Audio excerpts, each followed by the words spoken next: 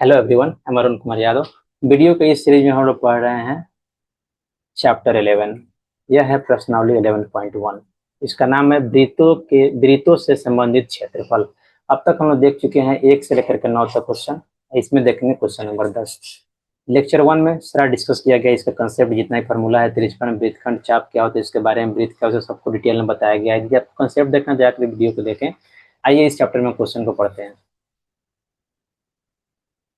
देखिए क्वेश्चन क्या है। एक छतरी में 8 ताने लगे हैं। एक छतरी है, इसको ताना बोलता है।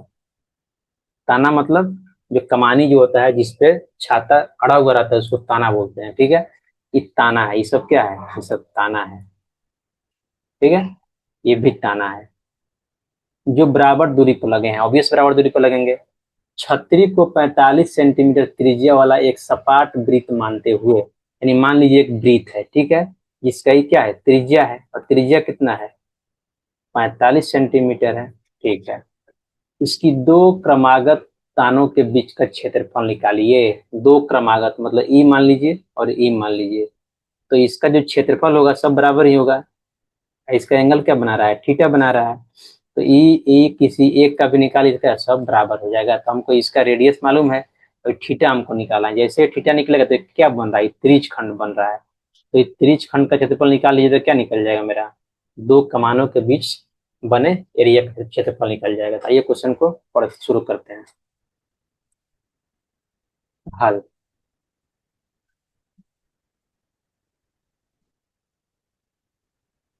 36 से बने वृत्त की त्रिज्या क्या हो जाएगा? जो 36 से वृत्त बन रहा है उसको त्रिज्या क्या हम आर मान लेंगे। आर कितना दिया हुआ है? 45 सेंटीमीटर। अब देख लीजिए, दो कमानों के बीच में, यानी दो कमानी जो इसको बोलते हैं, 8 ताने लगे हैं। सॉरी, कमानी नहीं, ताना बोल रहा है यहाँ। दो तानों के बीच में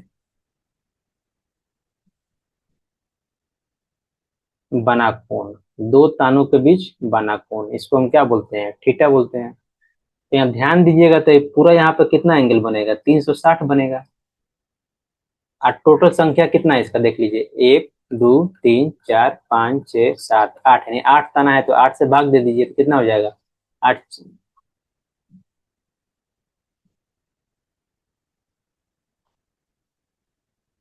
360/8। इसको भाग देंगे तो कितना हो जाएगा? 9 × 4 = 36, 4 × 2 = 8, नहीं हो जाएगा 45 डिग्री। तो थीटा कितना आ जाएगा? 45 डिग्री। तो क्या लिखेंगे? वृत्त के केंद्र पर बना कोण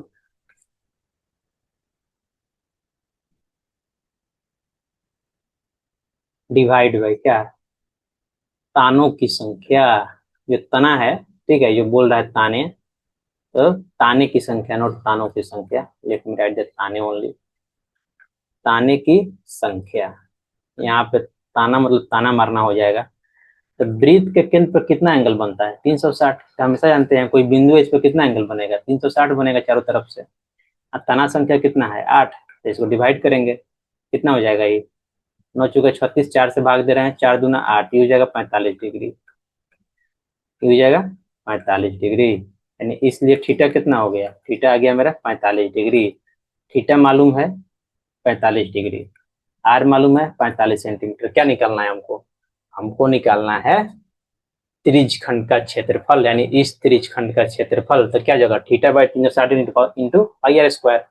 आइए चलते हैं नेक्स्ट पेज में और इसको सोल्व करते हैं। अब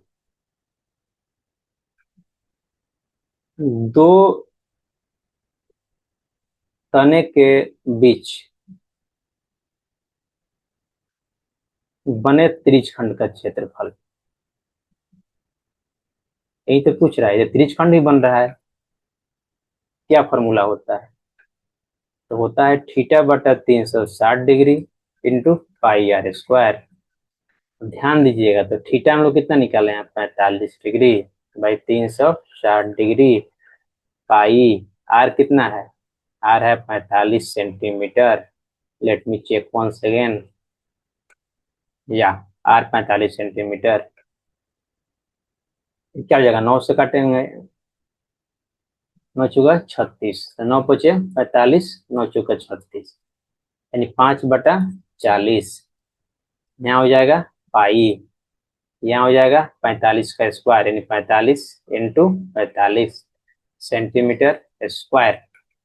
अभी देखिए 5 से कट जाएगा, 5 × 8 = 40, ठीक है। ये हो जाएगा 45 इंटू 45, इसको यहाँ रख दिया पहले, पाई डिवाइड बाई कितना है, नीचे 8 है, तो 8 सेंटीमीटर स्क्वायर।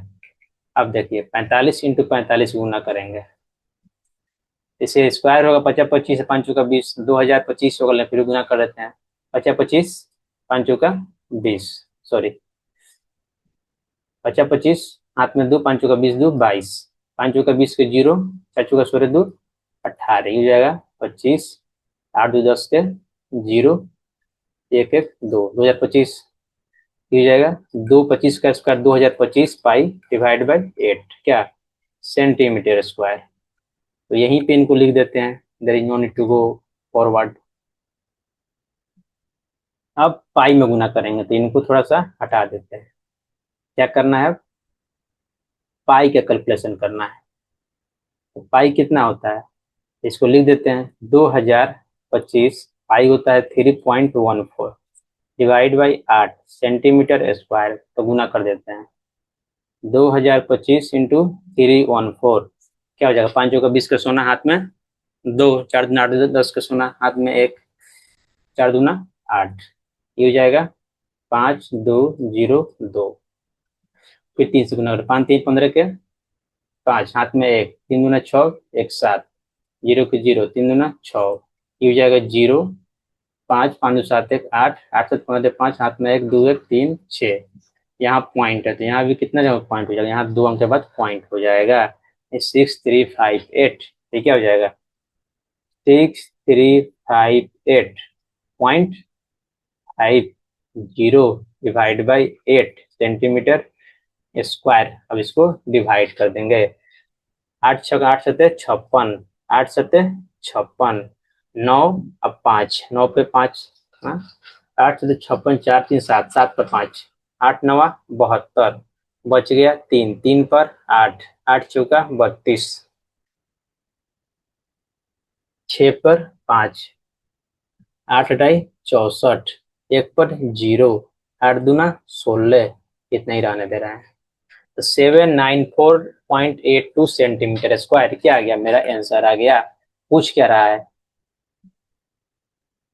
इसकी दो क्रमागत तानों के बीच का क्षेत्रफल। तो लास्ट में लोग क्या लिखते हैं, लास्ट में लिखते हैं अतः। अतः इस मतलब छतरी, छतरी के दो क्रमागत, क्रमागत मतलब लगातार, क्रमागत तने के, ताने के सॉरी ताने के बीच का क्षेत्रफल कितना है, जो हम निकाले हैं, क्या निकाले हैं 794.82, 794.82 सेंटीमीटर स्क्वायर है। यही मेरा क्या हो गया, यही मेरा आंसर हो गया। इसमें क्या सीखे हम लोग, छाता वृत्ताकार तो होता नहीं है, छाता तो ऐसे होता है, लेकिन क्वेश्चन में यदि बोल रहा है आपको कि वृत्ताकार मानना है, छाता है, तो यदि क्वेश्चन में बोल रहा है कि इसको पूरा खोल दिए, इसे वृत्त बना लिए, तो आपको कोई दिक्कत नहीं होना चाहिए, वृत्ताकार हो गया, ठीक है। अब इसका जो रेडियस होता है वो रेडियस मान लीजिए, जो एंगल बन रहा है थीटा निकाल लीजिए, इसके बाद तेज खंड का क्षेत्रफल निकाल लीजिए। या इसका दूसरा तरीका ये होगा कि पूरा इस छतरी का क्षेत्रफल निकालिए, तो क्या हो जाएगा वृत्त का क्षेत्रफल डिवाइड बाई तानों की संख्या डिवाइड बाई 8, तो क्या आ जाएगा, ये भी मेरा दो तानों के बीच का क्षेत्रफल आ जाएगा। तो ऐसे भी निकाल सकते हैं। तो इस क्वेश्चन को सॉल्व करने का दो तरीका है, अधिकांश इस तरह क्वेश्चन को दो तरह से बना सकते हैं, जो आपको अच्छा लगे, जो अप्रोच पहले आ जाए उससे आप सोल्व कर सकते हैं, इससे कोई दिक्कत नहीं होता है। यदि आपको वीडियो अच्छा लगा तो please like share subscribe the channel. Thank you.